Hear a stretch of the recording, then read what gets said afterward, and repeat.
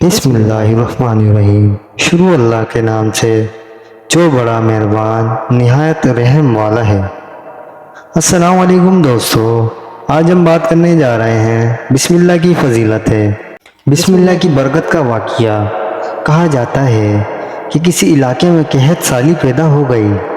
اس قحط سالی کی لپیٹ میں نہ صرف انسان بلکہ چرند و پرند سب اس کا شکار ہو گئے۔ مویشی مالکان بے حد پریشان تھے۔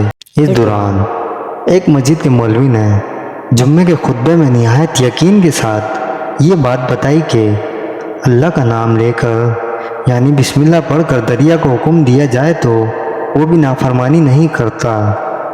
خطبہ سننے والوں میں ایک چرواہا بھی موجود تھا۔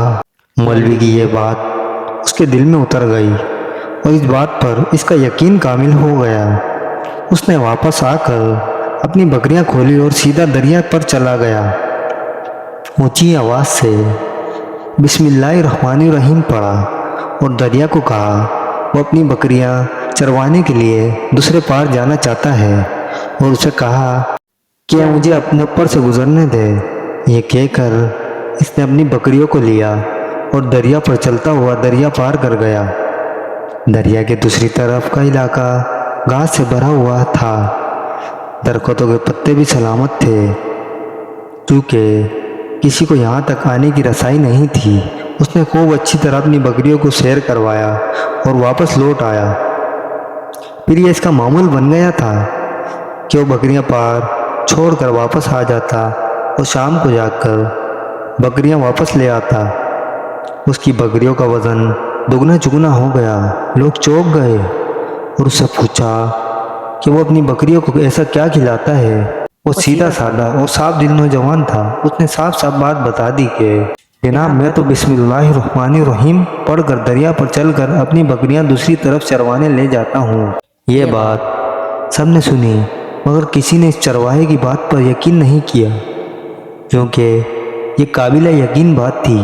مگر بات ہوتے ہوتے مولوی صاحب کے پاس پہنچ گئی۔ مولوی صاحب نے اس چرواہے کو بلایا اور سارا ماجرا پوچھا۔ اس چرواہے نے مولوی صاحب کو ہی حوالہ بنا لیا کہ مولوی صاحب میں تو آپ کا شکریہ ادا کرنے والا تھا۔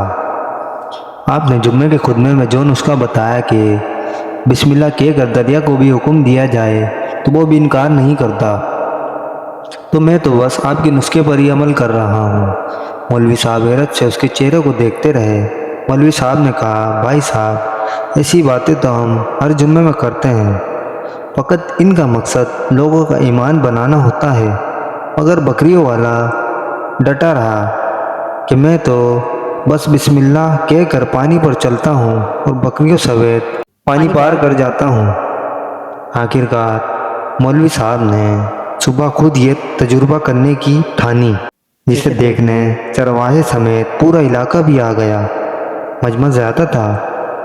مولوی صاحب نے ایک دو بار سوچا کہ انکار کر دوں کہ کہیں ڈوب نہ جاؤں، مگر وہ جو مولوی صاحب کو کندھے پر اٹھا کر لائے تھے اب بھی جوش و خروش سے اللہ اکبر کے نعرے لگا رہے تھے اور مولوی صاحب کے حق میں تعریفیں کر رہے تھے۔ آخرکار مولوی صاحب نے اپنے ڈر کو دور کرنے کے لیے ایک رسہ منگوایا۔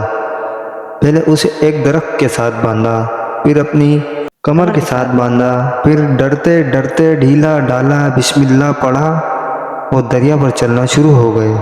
مگر پہلا پاؤں ہی رکھا تھا کہ پانی میں گر گئے۔